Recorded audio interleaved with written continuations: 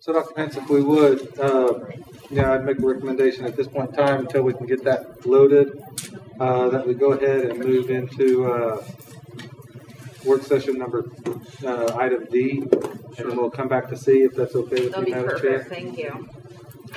So that's the VSBA Board Development and Training Program, and that's you got the doctor. All right, thank you, Madam Chair. So, since we have a new board, and because we have, our most senior members have 2 years of experience, I felt that it was important that we have a whole board training for board development when we look at going into this year. And I know I've talked to you guys about a whole board training.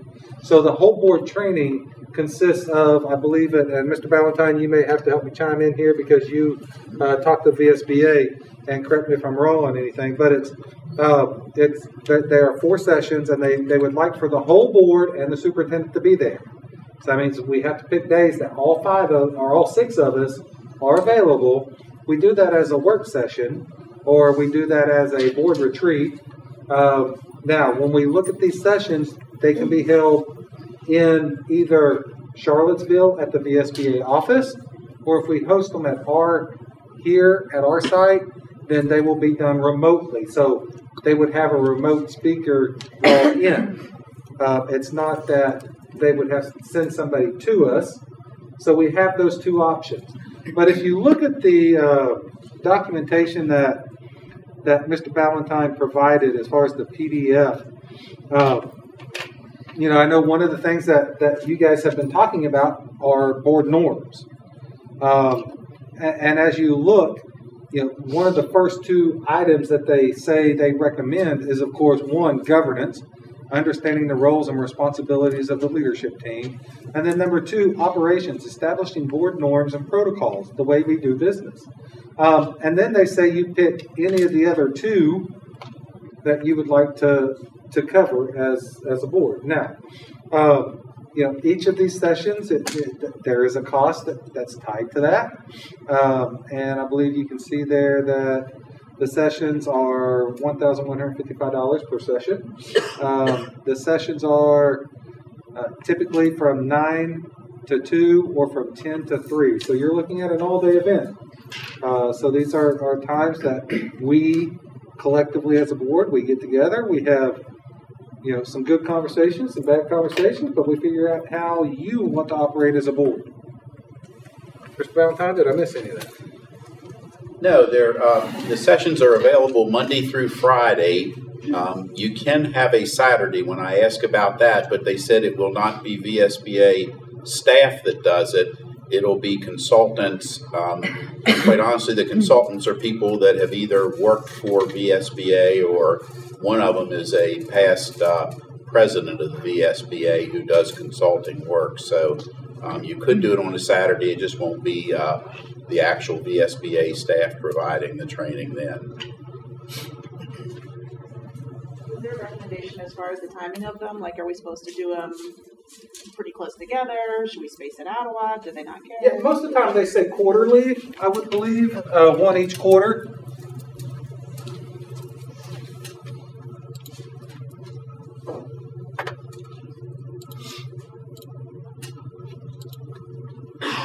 So I'm just going to leave it open for discussion on kind of what you guys want to do. If you want to look at that, what's your thoughts? This was something that I had mentioned to you earlier about having some of these trainings. I mean, I'd be interested in doing it. I don't know how you all feel. I'd be more interested in doing it here rather than down in Charlottesville. I agree with that. And I know you guys have work schedules to go around, so that's what I was thinking about with you. Like, should we do it in the summer, or does it matter? Yeah, I mean, summer would be. Or we could pick days that your school closed, maybe. Like, no, I mean, I can make it work. I'll figure something out with you. I would definitely be interested. So. I'm good any day, anytime. I prefer the 10 a.m. work schedule. Yeah, the time, each time 10 to 3. I think it's just going to be pinpointing the days. Do we have to plan them all out now, or can we get one date and get that secured, get the other one? How does that work? Yeah, you can do it either way. The first two are the ones that they really recommended or said most boards do at least those two. So if you wanted to, I could check with them and get some dates in the future and bounce them off of you to see if there's a date that works for everyone. As Dr. Ballinger mentioned, they did say for whatever reason, you have to have 100% attendance of board members and the superintendent. That's just one of their requirements for some reason. And this isn't we have to commit to 4 sessions right off. Like we could say we want to do this one and See how it goes. see it, and then the next quarter we can do it again. Yeah, I think that sounds good. Yeah, I like that. And I would prefer to do it retreat style versus the work session style. What's the difference between the retreat and the work session? Retreat. Anybody? Well, retreats would just be us. It would just be the class. Work sessions are also able to be public attended. And I just feel like we would get more done, like looking at with what the county and the town has done with their retreats. A lot of times with the trainings, it's just more, you get more done in the training. It's done retreat style. I mean, this is for It's more of a training relaxed- purposes, so Right, it's a We're not relaxed really setting. They usually provide lunch, and like the one the town just did, they did it out at the 4-H center. It's like a team building. It is. Okay. Now you do have to remember, retreats you have to post them. They are a scheduled board meeting. But we've had a retreat.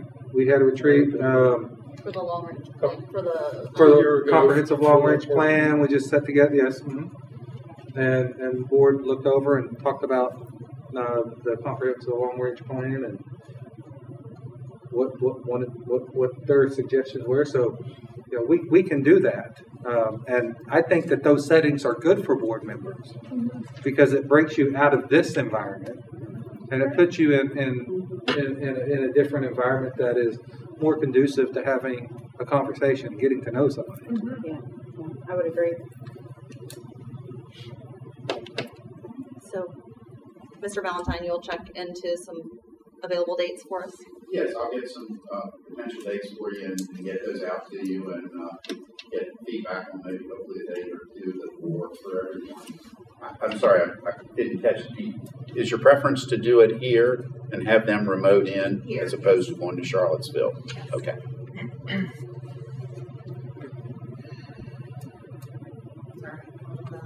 If you want to submit some dates first, I mean, I think I can make something work. Are you ready for the budget? It did pop up, so Okay. I mean it was still running slow. So, but we'll see what happens. And I don't know if I have this thing's probably not hooked up to me. Oh, look, it is. Look at that. So we're going back to C, Madam Chair. What are we doing? Back to C, yes. Please go over C. the All right. So as we move into the second half of the year, it's always budget time, and we are looking at the 2022-2023 proposed budget. One thing that I did want to mention is that this year we do have our new vision and mission. Our vision is learning through inspiration, engagement, empowerment, and innovation. Every student, every day. And then our mission, we will empower everyone to achieve excellence by sparking inspiration and learning through innovation. So we know that needs to drive us as far as what our goals are when it comes to our overall budget for this school year. So one of the things, so some of the things that we took into consideration is that, yes, we wanted to provide a budget, or our goals are to promote inspiration, engagement, empowerment, and innovation. So how can we do that within Warren County Public Schools to make sure that we have high achievement, that we provide a competitive compensation salary or package? We do build upon our strengths, provide supports for our students and our staff, and that we continue to update, renovate, provide that safe learning environment for our students and staff on a daily basis. Better remember that one changes, this one does. So what drives our budget? So we have 4 things listed here: the General Assembly, which includes the governor's budget. I'm going to kind of throw that in there. The Virginia Department of Education, of course, us, what your goals are, what our goals are, and then the federal. So the General Assembly, through legislation, they create laws and regulations that govern and instruct our programs supporting the standards of learning and educational objectives. The General Assembly also establishes funding levels that provide revenues to school divisions. This year we're hearing that they're going to open up some of the opportunities for school divisions to look at also some construction funds. So we're going to look at those to see how we can get a hold of those. Again, the Virginia Department of Education, through the General Assembly, has provided some additional CARES funds that we wrote grants for. So that's how the General Assembly kind of affects our budget as we move in. Then you have the Virginia Department of Education, and the Virginia Department of Education, they established the learning objectives, our standards of learning. They also have, they monitor our federal, they monitor our state revenue and our expenditures. So they want to make sure that we are in compliant with those regulations on a yearly basis. They audit yearly reports to ensure that schools are in compliance. Mr. Valentine does his annual statistical report that provides a lot of financial data, and that's sent up to the State Department. So they monitor how our funds are coming in, how we're expending them, make sure they're within a correct category. So that also helps with them determining also our standards of quality. So with standards of quality, they tell us how many teachers we need, how many librarians we need, how many art teachers we need. Through those quality standards, they kind of tell us you at least have to have this package. It may be, and I'm going to relate everything kind of to, I drive a Ford truck, I like Ford trucks. When you look at a Ford truck, you have the XL, you have the XLT, you have a Lariat. So, you go up in packages. And so they want to make sure that everybody's kind of at least got this XLT package. You've got this. So you do have schools that, depending upon their locality's ability to pay, they may be driving a Lariat, while some of us are still just stuck in our XLT, which we're meeting those standards, we're meeting that expectation. We're doing the best job that we can. So the Virginia Department of Education, they have those standards of quality, and they set the standards for SOLs. And as a school division, we need to make sure that we meet those, and we do on a yearly basis. As far as Warren County Public Schools, when you look at this, what are the needs of our students? What are the needs of our staff? What are the needs of our community? What drives our budget locally? Where do we need to put an emphasis? If I'm setting in Shenandoah, they may need additional math teachers, but over here we may see that we want to put our emphasis on art teachers. So depending upon what is the makeup of our school division, that is going to drive, and what our needs are, that's going to drive our overall budget. And when you look at the federal, of course, the federal over the last year and a half have been very generous to us. A lot of CARES funding. We're able to make some strides in a lot of positive ways when it comes to, of course, with your help and the 51 positions that you created for the next 2 years using CARES funds. Also through the projects that we're going to be doing, we're trying to save our locality some funding by using some of our CARES funds to help take care of a construction project at LFK. So we're trying to not just, we're trying to use all of those funds that are coming in a good, positive manner. That's one, going to help our schools, but it's also going to help our community at the same time. So how does that affect us?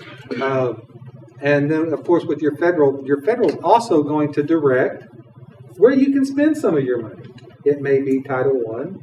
It may be a flow through. It may be, there's various title grants that you have to do on a yearly basis. And they basically tell you where you have to spend that money. So that also drives our budget. You know, where do we have to spend that? That's a categorical funding. It has to go in that direction. No matter if we want to take it over here, they say no, we have to spend it here. So that drives our budget as well, because they tell us where we can spend that money and how we can spend that money.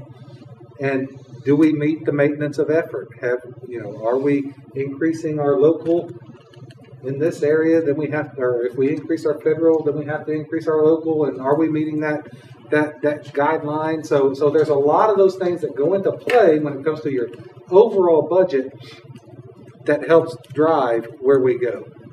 So right now, what current information do we have? So the current information that we have is we have Governor Northam's budget. And that is all we have to go off of at this point in time.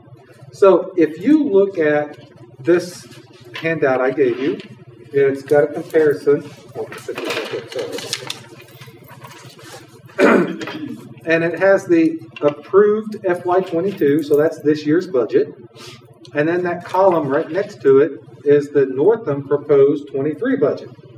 So that is all we have right now. And that was sent out December 17th? 16th, 17th, something like that. So usually the governor's budget is sent out. Now, as you look through this, you can see if you just scroll all the way over to the bottom left, or bottom right, you can see an increase of $5,394,358. So you can see that right now, when we look at our current budget versus what was proposed in Governor Northam's proposed budget, you can see that there is a $5.3 million increase in what we would be looking at next year. Now, also that includes, and both my understanding is that Governor Northam and Governor Youngkin were both working together to make sure that teachers got the 5% raise, that they were both on board with that, because you hear that from both governors, that we want to make sure our teachers are paid, and that they were both on board with it. And so a lot of the things that you see in here were also conversations that both of them had beforehand to make sure that was in there. But when you look at that $5 million, a lot of that's going to be in the compensation package. So the way this works is that Virginia just doesn't give you the money. They want to make sure you're putting it to the salaries. So if we as a division are only able to give a 3% raise, then you're only going to get 3% of that pot of money. They're not going to give you the full 5% for everything. So you have to certify, if they say you're going to get a 5%, you're going to give a 5% raise, and the teacher gets a 5% raise, you have to certify that there was a 5% increase from last year's salary to the new salary. And you can come up with that in a lot of different ways. But that is a big piece of that pie when you look at the number of staff we have. Now, also, when you look at that and they say 5% raise, that is for your SOQ positions. That's not for all of your other support positions out there. That is just for, they're going to say you need the five teachers in the kindergarten classroom. Those are SOQ. But you know what? Those 5 assistants are not SOQ. But it's not right to give those 5 teachers a 5% raise and not to give it to the teacher assistants. So then you start having all of your support people that you have to tie in there. That, yes, we're going to have to give, our maintenance guys, our secretaries, that's not included in the money that you're going to get from the state. You have to come up with that, which is where that can dwindle down some of your budget, your overall funds, to do some things, because they don't provide funds for all positions. So, as we look at this, we know that Governor Youngkin is going to provide his budget amendments, or he's going to put out his budget. And so we would have to compare that. Then we also know that the Senate and the House, they will deliver their budgets as well. And then there's a crossover where they take the governor, they take the Senate, they take the House, they all look at it, they mark them up, they send them back, they bring them back together. And where we land is where we land. You finally get it down to one budget. So typically you're working from 3 different budgets, but this year you add a 4th because it's an election year. And typically when you look at this, and this has been my experience, and Rob may tell you a little different, but in my experience, the House budget has always been a little more school-friendly than all the other budgets. And so typically, you see the governor's budget, then you see an increase in the Senate, then you see an increase in the House. And then you probably land somewhere between the Senate and the House. But typically, in my experience, since I've been in Virginia, the governor's budget has always been the lesser of the 3.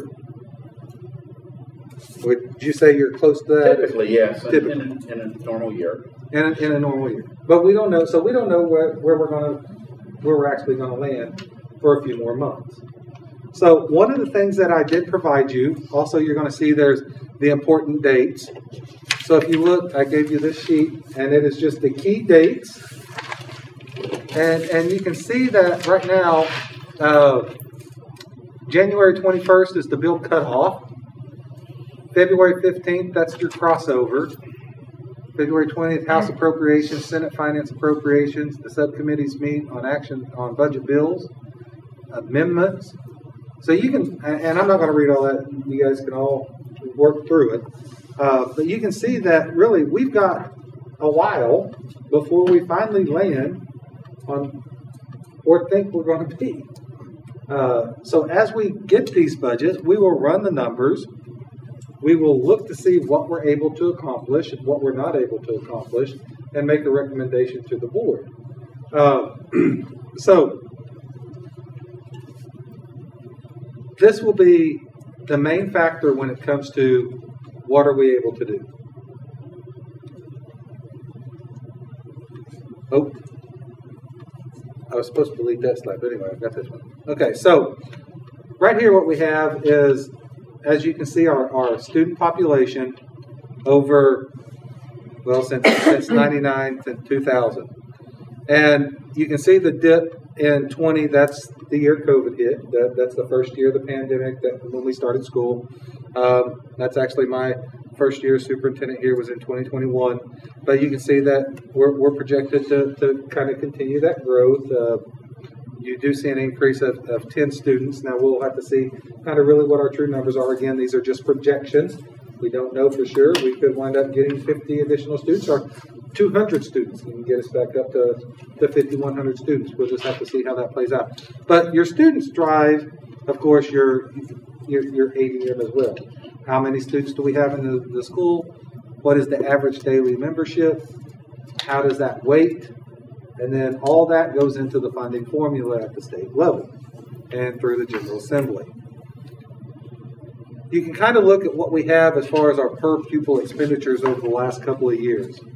And actually, I think Rob gave us some documentation from 14 to 15.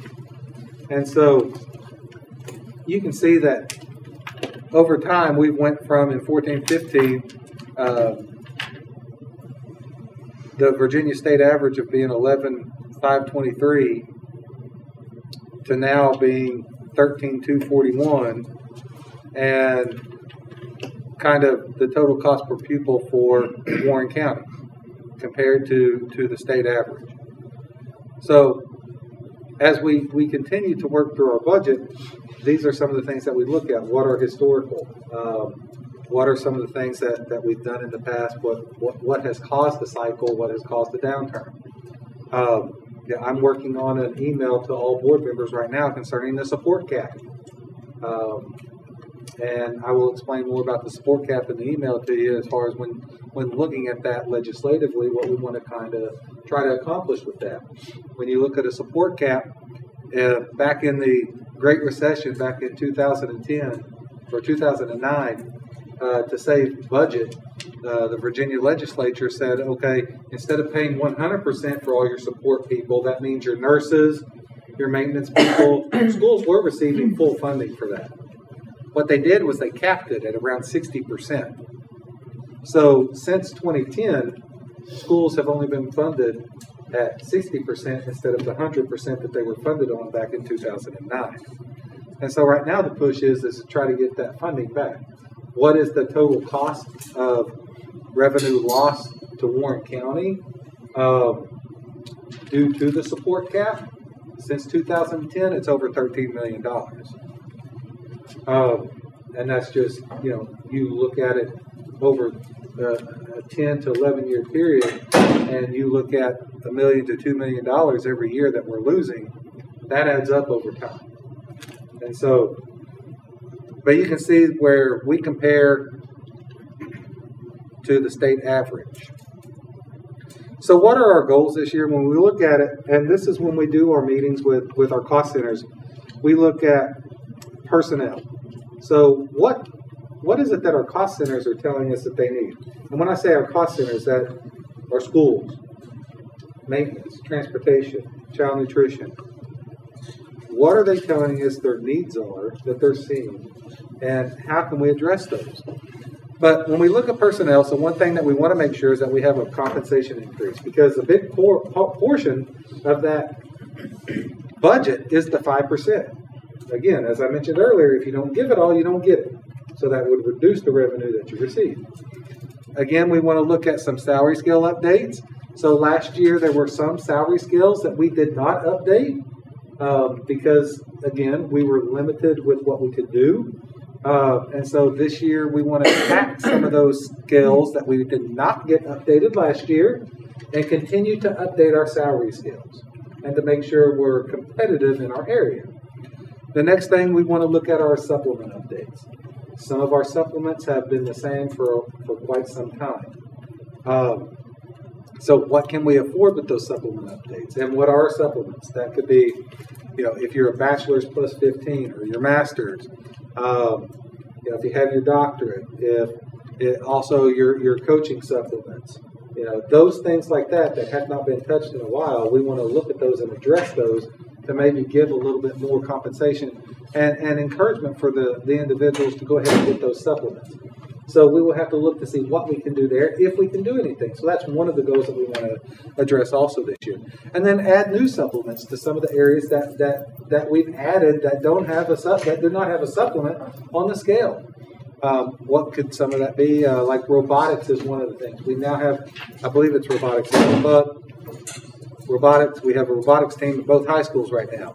So we have coaches that don't have supplements for the robotics teams. Well, they provide that time. They do that. We need to provide a supplement for those robotics teams.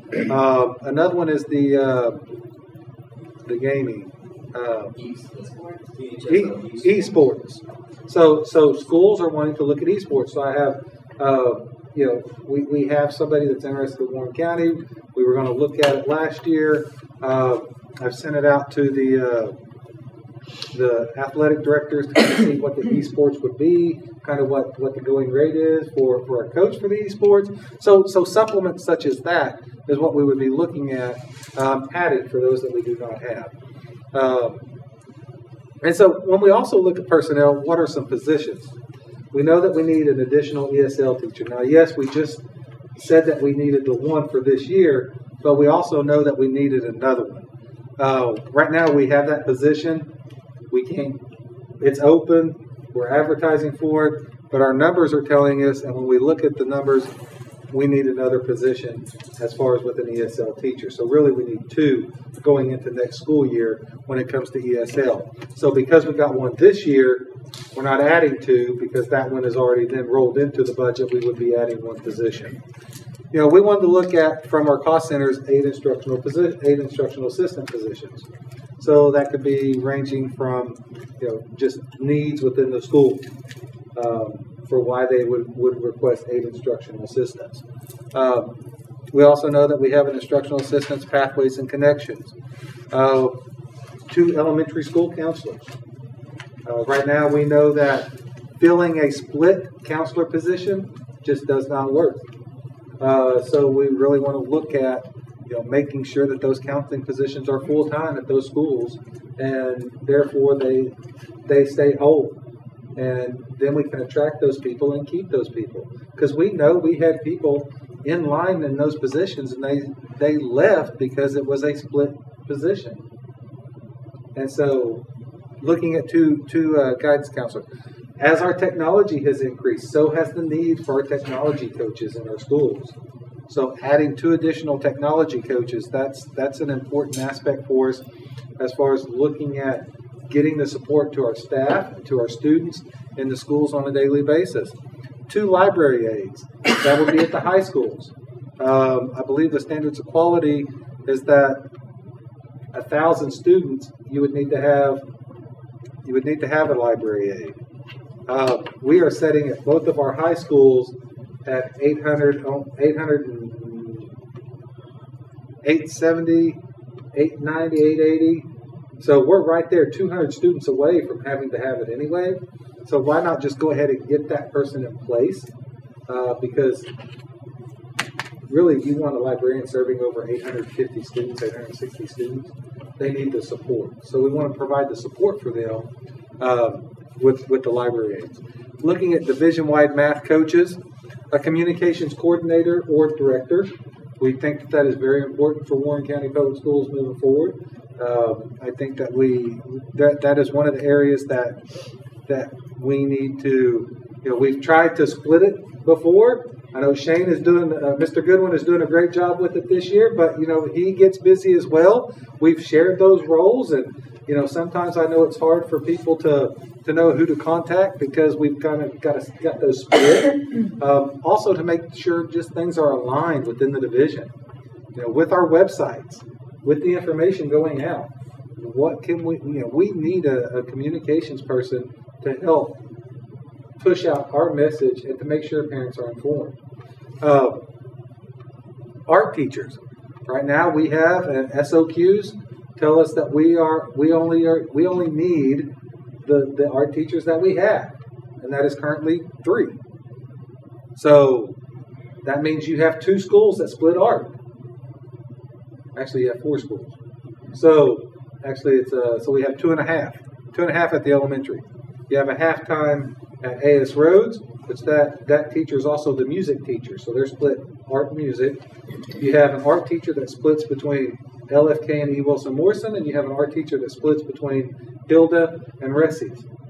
So by adding 2 teachers, that then gives those schools each an art teacher to stay there within that school. So that's one of the needs that we feel is important as well.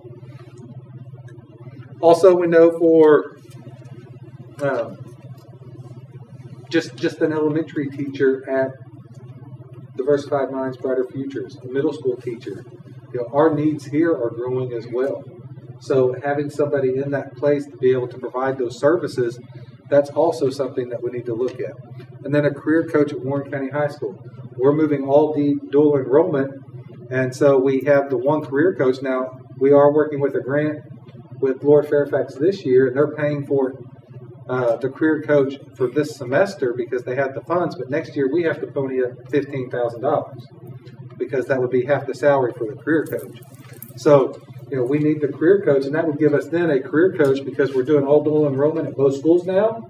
That gives a career coach at Skyline, that gives a career coach at Warren County High School to help those students with the dual enrollment, help them in guiding the direction that they want to go moving forward. We've also known that when going through this, we see that we have a need for either a social worker or 2 social workers, or schools we're asking for applied behavior analysis, or analysts, ABAs. Because of some of the behaviors that we've seen within our schools this year, how can we get out of that? What can we do? What supports can we do?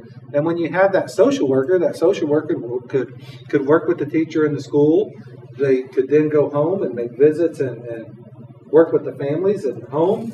Your ABA could also at that point in time, they do their job within the school and then help directing that teacher and providing those services to the student. So we know there's a need for that social worker or that ABA. And if we had 2, that would be division-wide positions that would serve all of our schools, but mainly be focused from the middle school down. So really, we would be looking at our elementary and our 2 middle schools as far as with those two positions. And then there's some contracts that we know we need to adjust for specific positions. And that may be that, I'll give you an example of one. Your deans. Your deans are on a 10-month contract. That means they're on a teacher contract, which means when the teachers are done, the deans are done. But your dean, they serve in an administrative role. They help you with discipline. They need to be there at least a week after school or 2 weeks before school to help get things ready. But right now they don't have, they only show up when the teachers show up and they leave when the teachers leave. So we need to make that dean contract an 11-month contract. So extending some of those contracts like that, or seeing where we have a position that may be a half-time, making that a full-time. We have a need. I'll give you a couple other examples. Mr. Hirsch has his summer programs. So we're looking at moving our social worker and a speech path to a 12-month. That way we don't have to contract labor to provide services when we have summer school. So providing that 12-month contract, and I believe they're just moving from I think it was a 10-month to a 12-month for one of them. So that would provide us, instead of having to pay that contracted services, we're just moving them to a contracted salary and they work 12 months.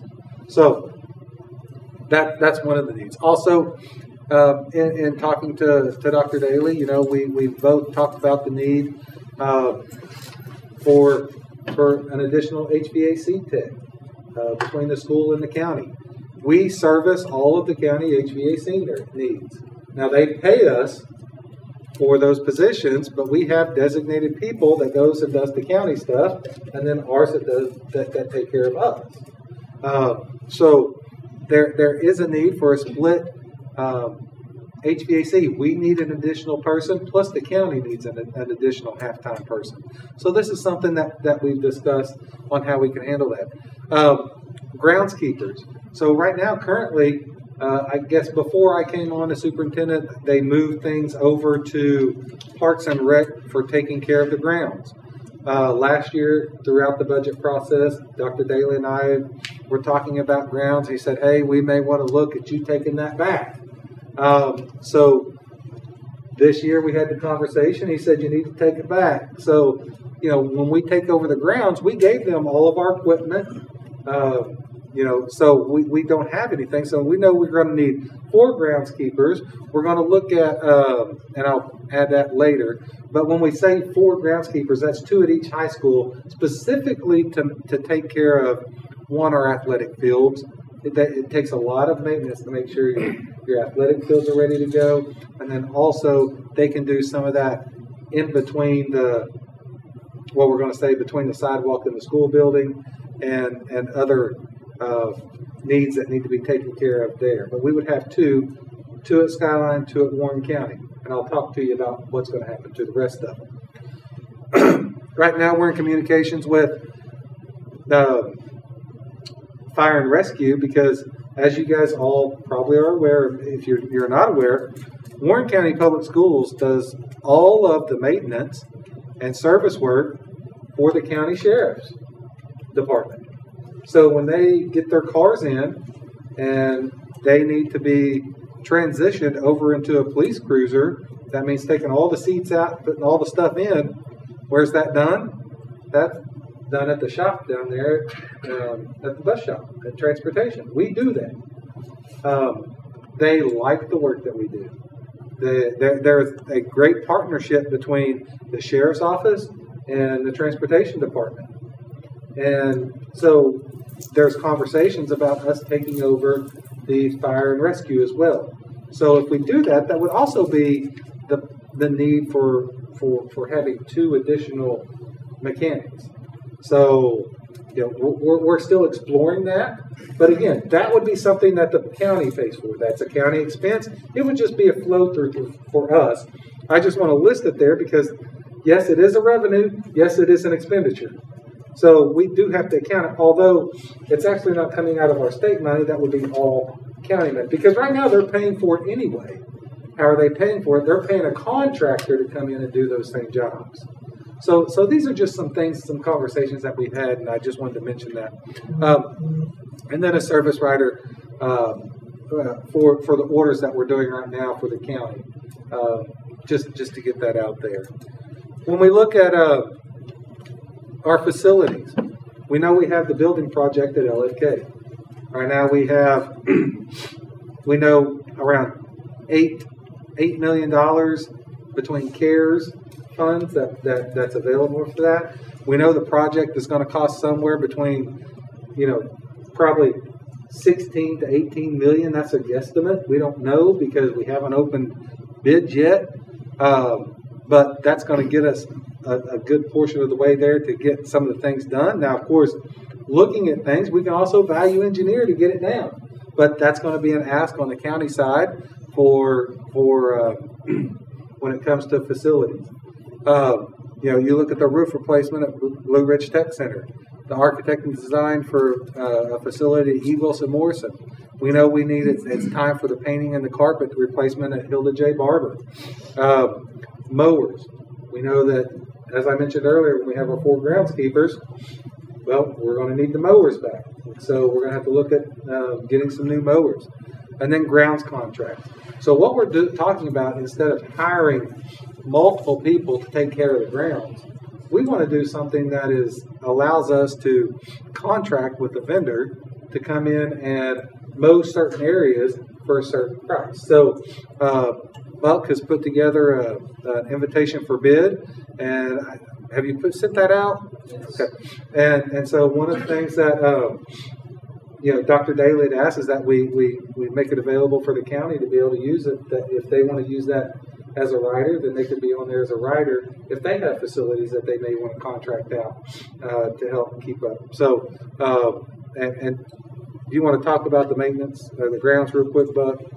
Is there anything as far as, do you know, let me ask you this. So when did we say we wanted to have something back? Oh, for the grounds? Yeah. That's coming up fairly soon because we had our meeting the other day with those. I have that here.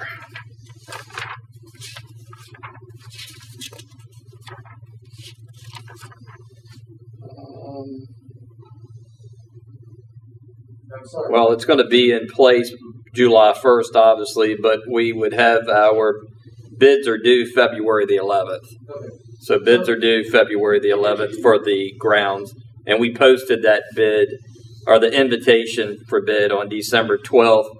We had our pre-bid mandatory meeting on January 12th. So it's February, 1st of February is when we'll get those bids back. So that'll give us a piece, and that's a piece of our budget to see where those bids come in versus, costing that out as far as having our own employees do it.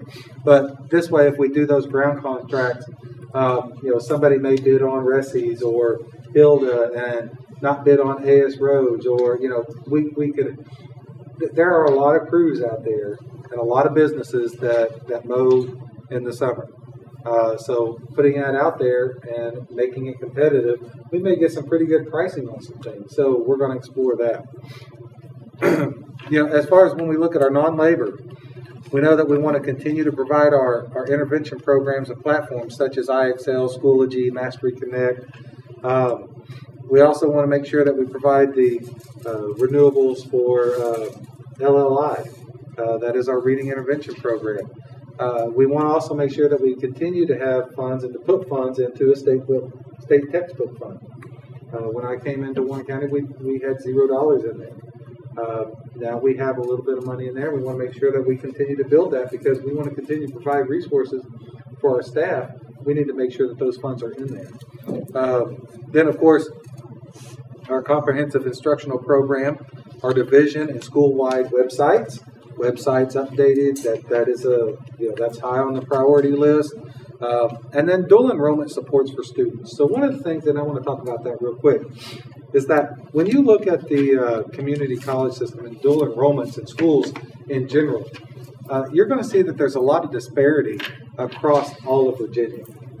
So you may see some schools or in some areas that the students have to pay 25% of the cost. Some areas it's free. Those students pay $0. And in some areas, it may be 2%.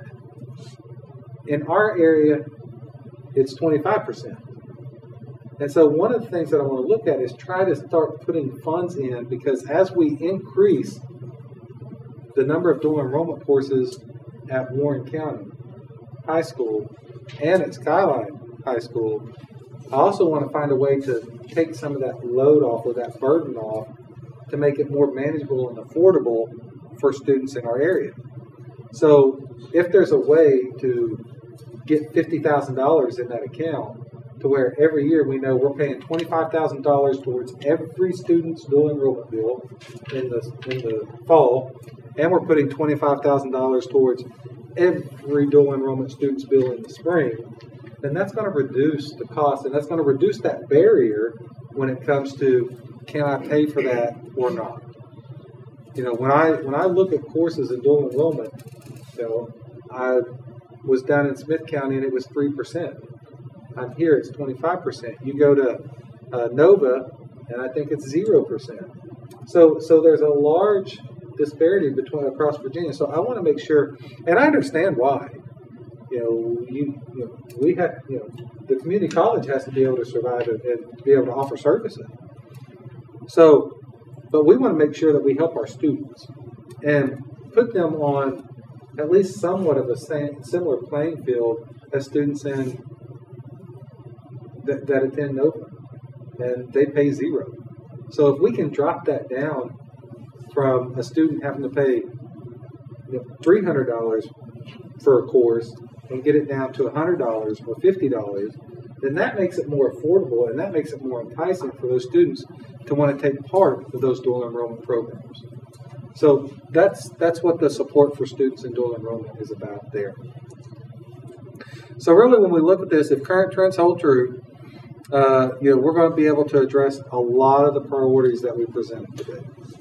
And we'll continue to provide updates as information becomes available, as budgets are presented, as bills are passed.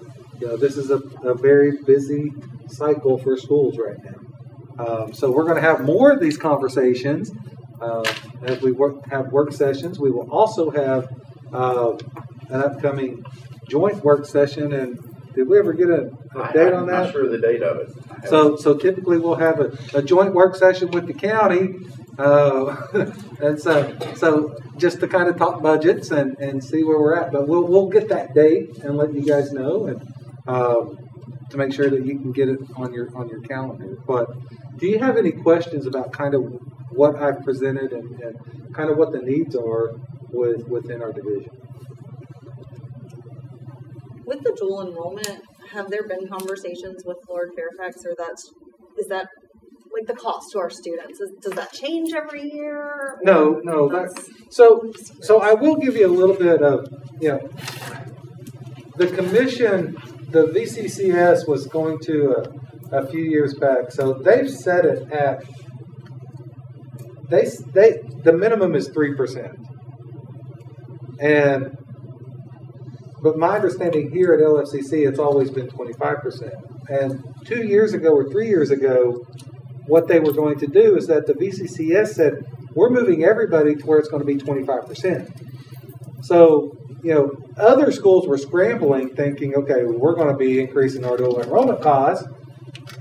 Lord Fairfax was already there. So they wouldn't have to. But at the same time, so that was working through the pipeline, and then all of a sudden it got stopped. So from my understanding, the cost has been the same since dual enrollment started here. So it's not changed, it's not went up, it's not went down, it's been the same. But it's just, that's what the schools and Lord Fairfax agreed upon back then. So that was the agreement. And that's just kind of where we're at. And I understand that because they have to provide staffing, they have to provide the facilities, they have heat and air. I mean, so, it's not that it's good or bad whether it's 25% or not. And we have a great working relationship with Lord Fairfax. And so I appreciate all the work that they do for us. I know I'm working through some things right now with them. And I appreciate the partnership. I just want to continue to increase our dual enrollment And if there's a way to help our kids out, help our kids out. Any other questions on the budget for Dr. Bellinger? Okay, so we're on E, which is discussion and outline for a school and county liaison committee. So the Warren County Board of Supervisors did create a liaison committee to be between the school board and the county.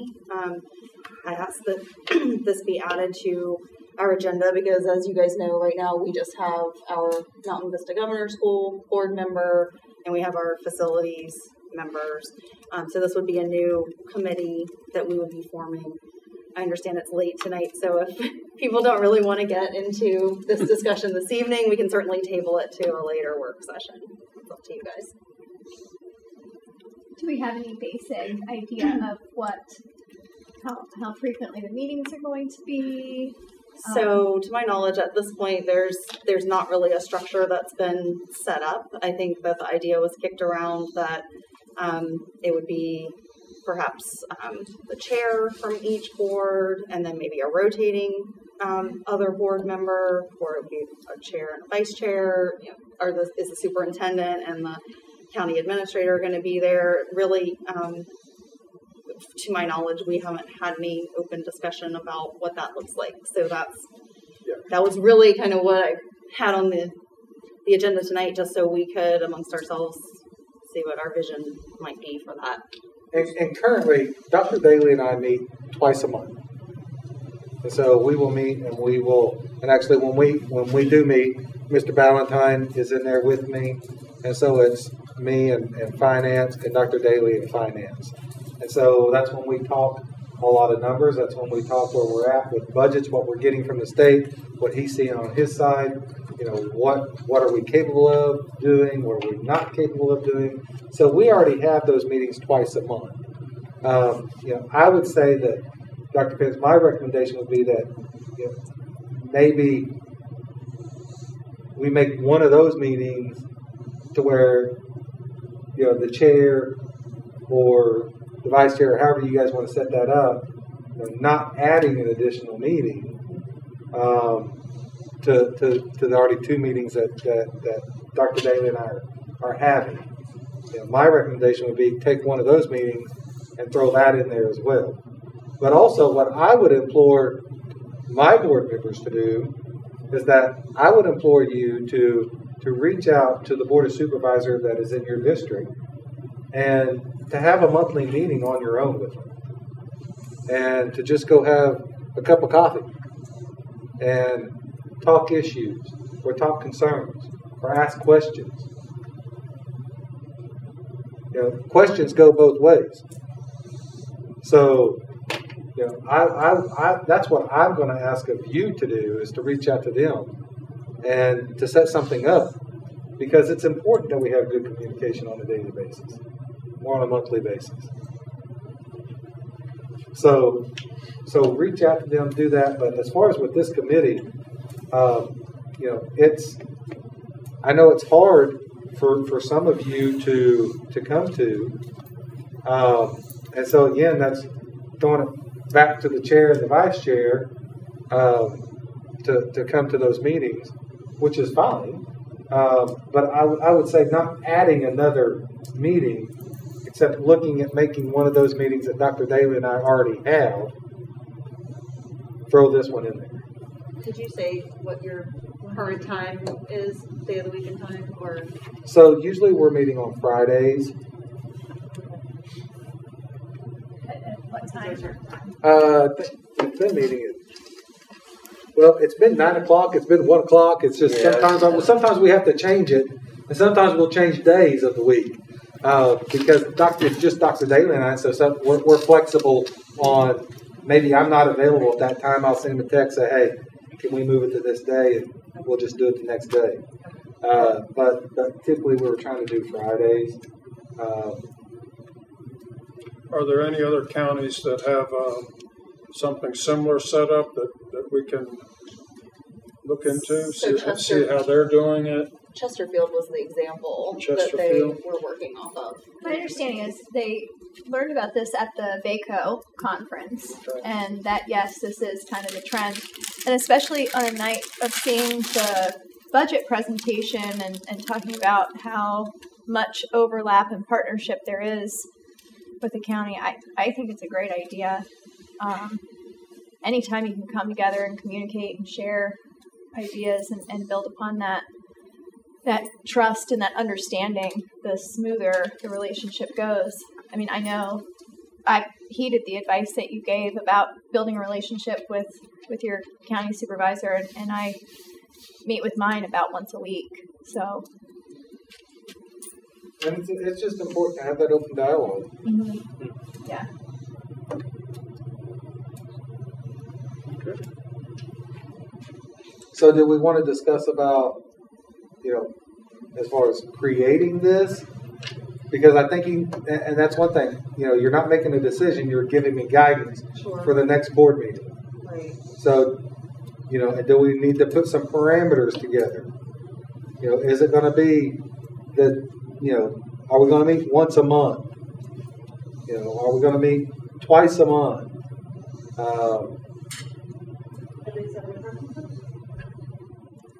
No, there's been no guidelines set. I talked to Ms. Colors right when it was going on their agenda about just basically what Chesterfield is doing, but no real outline was given. Well, maybe we should touch base with them and decide what I think twice a month would be overkill. Yeah, I think once a month is fine. I think that kind of gets where you're at and what you're doing. Or even as needed. How do the other liaison? Do we know how the other liaison meetings work? I know there's county-town liaison meetings, I think, like once, every 3 months? Quarterly. Okay, yeah.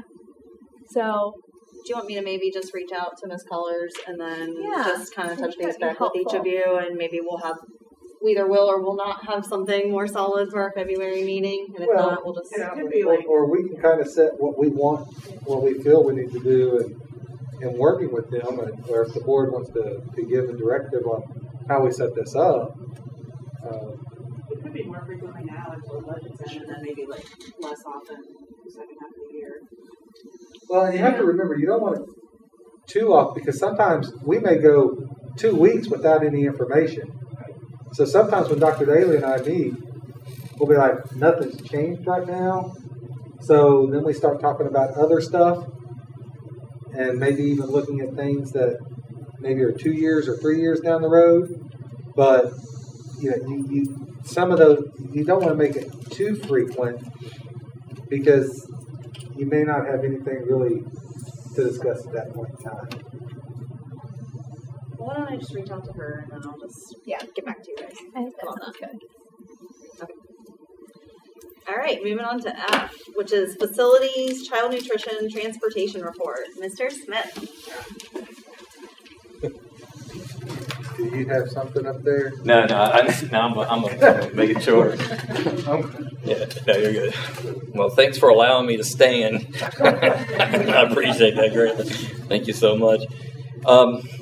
I do have a presentation here in an interest of time, and some of the stuff that Dr. Ballinger had went over, I'll shorten some of this. And I would like to start off by saying that the last few days that we've experienced with snow and those type of things, lots of things shut down, but yet within our division, a lot of things start to pick back up. And what I mean by that, the 3 departments that I'll just discuss here briefly, child nutrition, facilities, and transportation, when snow hits or inclement weather and those type of things, a lot of things go into place. With the snowstorm that we just experienced, we start with Aaron and our facilities and our transportation of child nutrition services.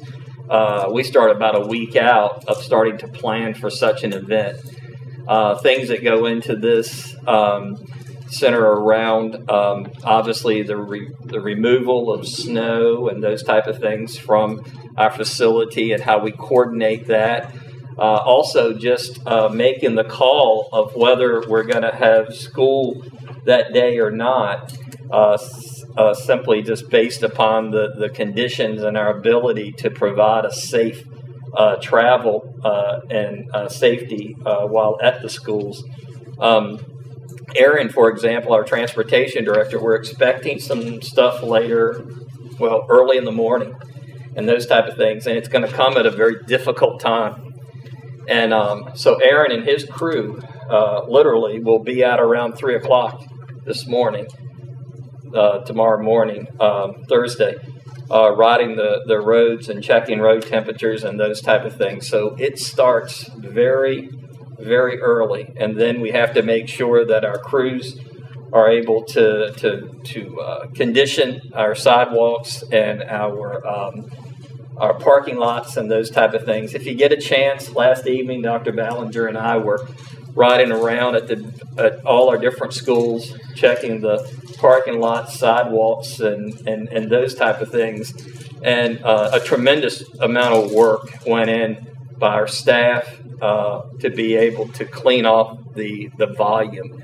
And it does take a tremendous amount of time and talent for that. We also, with food service, on the days that we're off, we still provide an opportunity, as long as the environment is safe, as long as we have a facility that's open, we do provide meals. And we coordinated this last week. And today, Nicole, our food service director, and with her staff at Skyline High School, they served 191 students and those under 18 who showed up today at Skyline High School there in curbside in the parking lot. And we handed out, in each bag, we handed out 3 breakfasts and 3 lunches to anyone who came by, 18 and under. So that's over 1,100 meals that we handed out today. And sometimes we plan these things out because we never really know with the weather. We never really know how many days we may be out. So we always try to err on the side to help people. And it was amazing today. 191 people coming by. That's great. And last evening or 2 evenings ago, when we were planning this and putting this together, we really thought that we weren't really sure how many people we would have. And the gratitude of the people today it was amazing.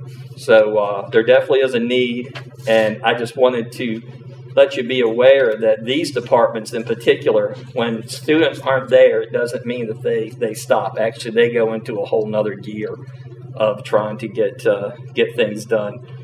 Food service, through the end of December, we had served over 527,000 meals, and we average, and this is with lunch and a breakfast, we serve over an average of about 5,000 per day as far as meals. And that's out of 105 serving days that we have. And so we're excited about that. It's about 25,000 more meals we've served so far this year than in the previous years. As I mentioned, we, on days even when we don't have schools, we try to provide the opportunities. We try to open up at least one school, if not 2 schools. Sometimes it's like E. Wilson in town and Skyline. It just depends on which lots we can get clear. And we do set it up to where we have curbside. And a lot of times students, when you have bad weather and schools are closed, it doesn't mean that people's jobs that they still have to go to work. And sometimes students are left with aunts, uncles, or grandparents and those type of things. And it's great to have your relatives. I came from a big family. It's great to have a lot of relatives around. But when you have to feed all those people all at once, not only does it take a lot, it can be costly. So to provide the opportunity for meals is great, and we do that. We've done that for years. In the past, last year, we received a food donation. Ms. Kinsley said giant food donations, and we received $16,000 last year as a donation to spend however we would see fit to spend that money as it related to meals or food and those type of things. So I believe it was Dr. Ballinger, along with the board, decided to be able to apply that money toward after-school type activities and those type of things, whether it could be either tutoring, whether it could be athletic events or athletic teams and those type of things. Coaches or principals, we sent out a Google sheet to our principals and coaches, and they sign up with food and so forth that they may need, like before a game, before travel, or after like an after-school activity or those type of things, to have the food there. And then we just we take the food from food service and we reimburse food service with part of this donation. And for someone who's been on the school buses late at night and those type of things on some different type of trips, you could very well have a young person who had lunch that day at noon, and then they go to wherever, and then let's say it's Fauquier, let's say it's wherever it may be, and they don't stop for a meal, they come back, and then when you get home, I was one of those kids who lived far away from the school, so it very well could be 11, 12 o'clock at night before I got home. So that's a lot of time. So this provides, I think, a great opportunity and service just to make sure that the kids have an opportunity to get fed. We are having some different audits. We have our every 3-year audit. We have one that will start up here at the end of January, and then we have a review in March of this coming year. We just came out of an audit from our summer food service program. It turned out real well. Our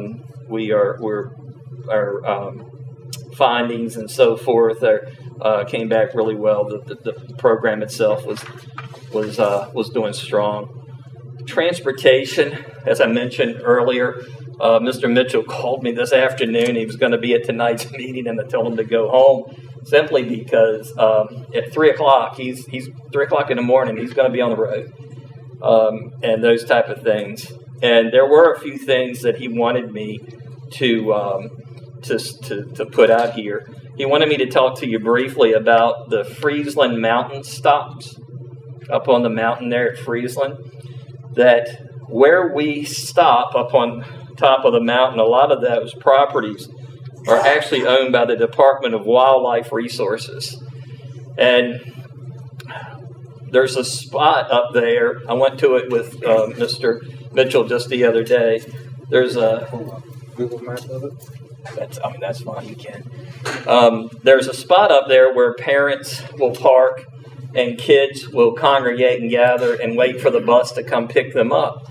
Now, we don't actually drive on the land of the Department of Wildlife Resources, but the parents and the students, either the parents park there and the students wait there.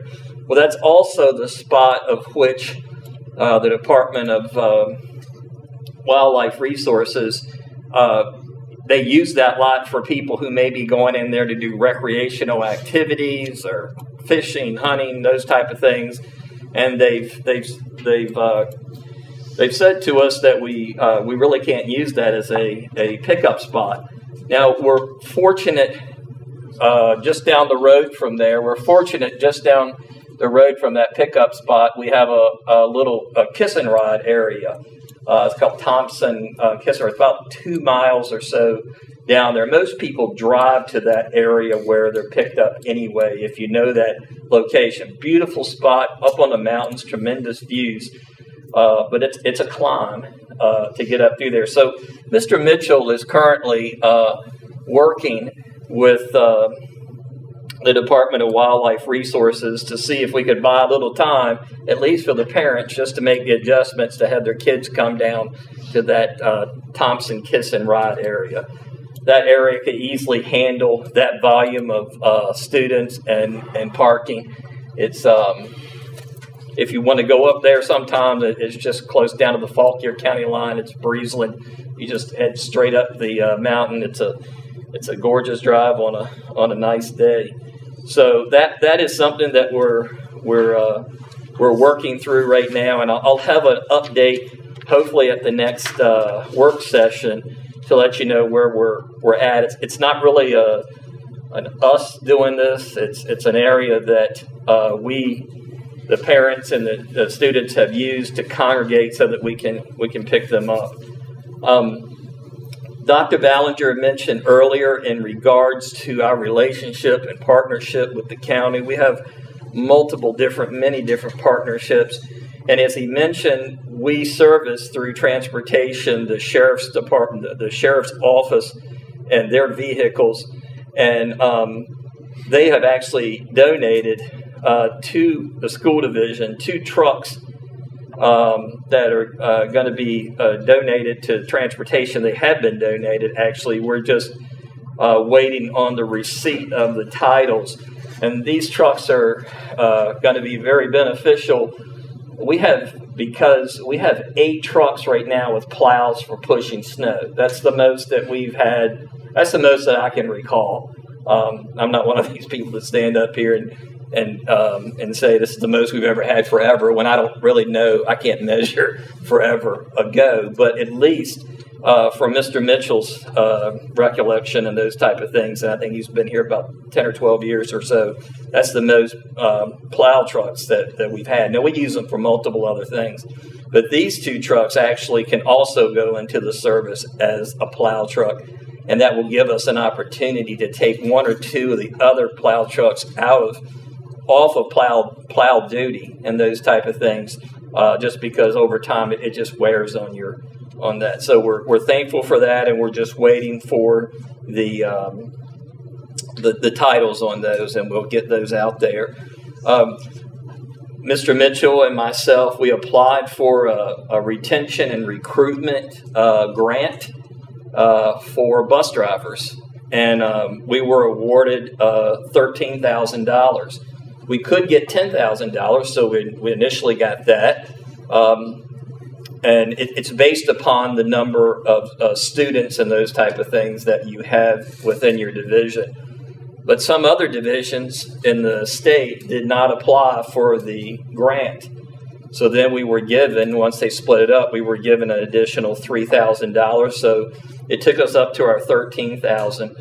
And we have been developing, Mr. Mitchell and myself, a recruitment and retention plan for our transportation department, because we know without them we can't get our kids here.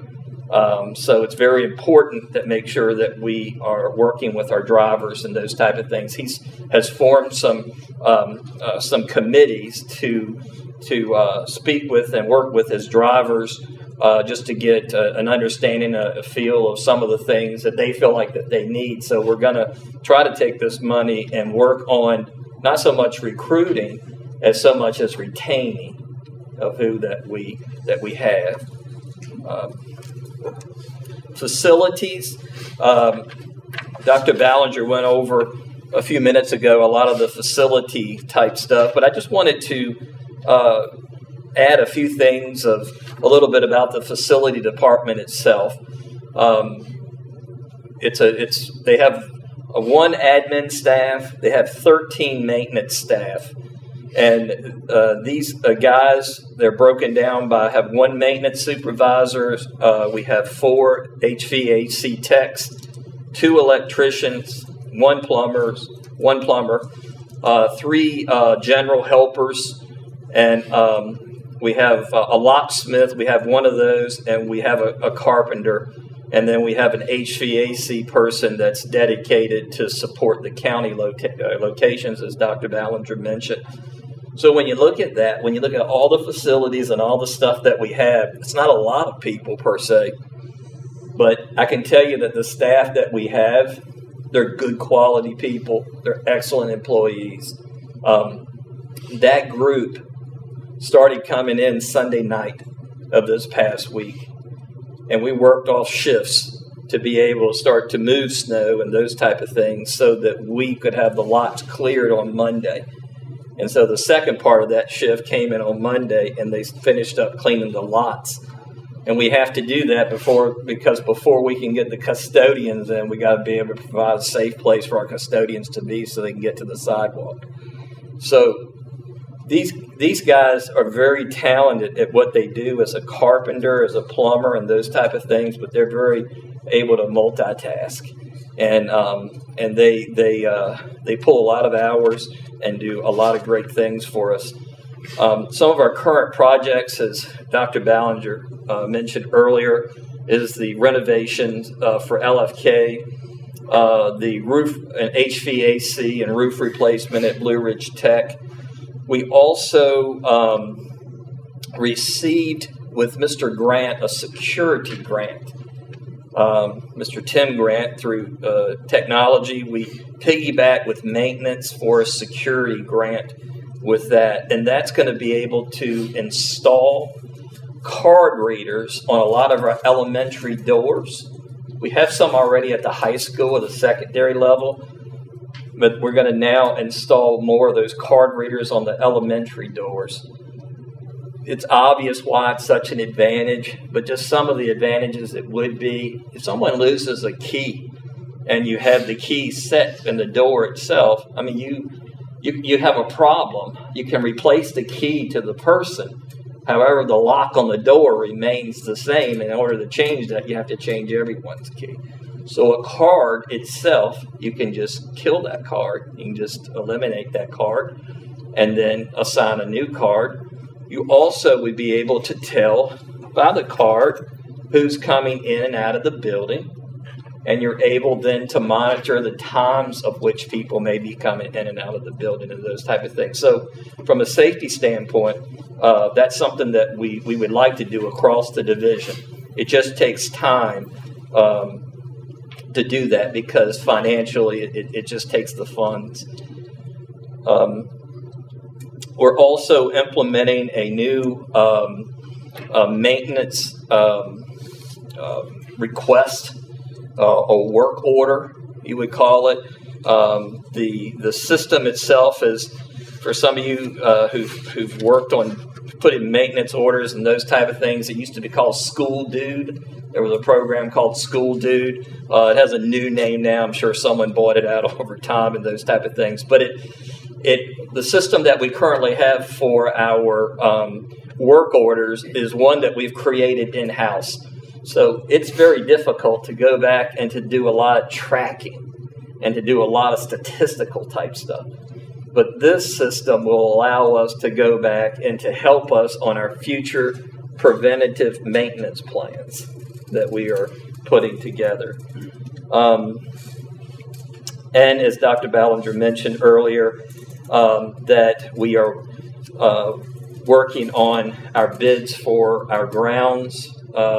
They went out in December the 12th, and then we had a pre-bid on the 12th of January. I want to say we had five show for that, so that's good. That's very good interest to have.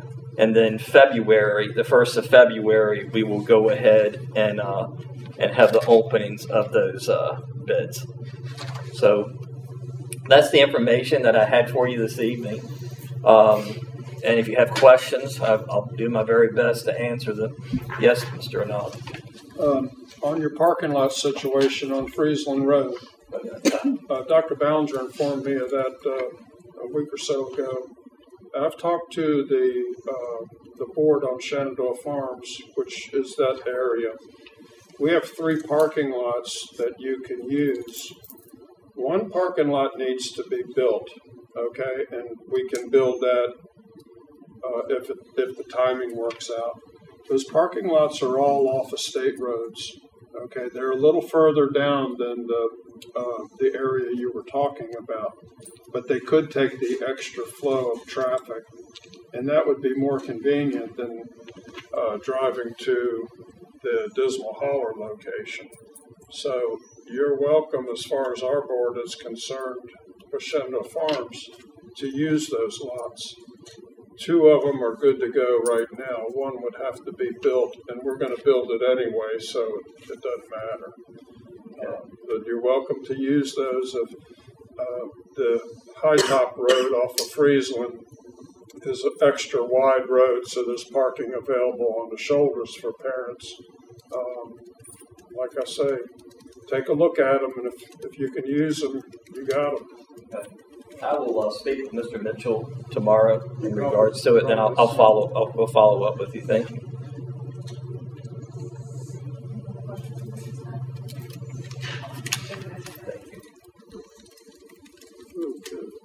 Okay. Just like last but not least is VSBA Superintendent's Evaluation Workshop, which is March 1st, 2022.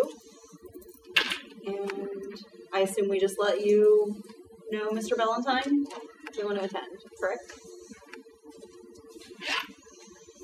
Is this offered virtually? Can we do this one virtually? I shall have to check on that. I'm not sure.